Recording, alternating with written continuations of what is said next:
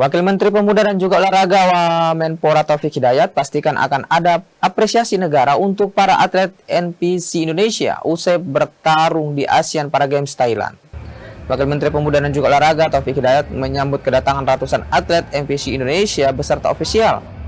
Setibanya di Bandara Adi Sumarmo, Wamenpora mengalungkan bunga dan juga memberikan ucapan selamat kepada para atlet sekembali dari tugas negara di ASEAN Para Games Thailand. Wamenpora Taufik Hidayat menyampaikan apresiasinya atas torehan berprestasi bagi semua atlet, meski dengan segala keterbatasan mampu mengharumkan Indonesia di kancah internasional.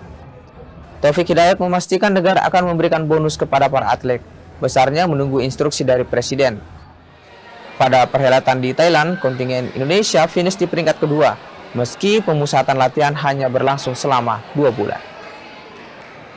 Insya Allah nanti dalam waktu dekat kita akan kabarin ke Paradim, karena saya nggak mau berasumsi sendiri juga, karena kita juga masih menunggu dari Bapak Presiden lewat ke Pak Menteri nanti.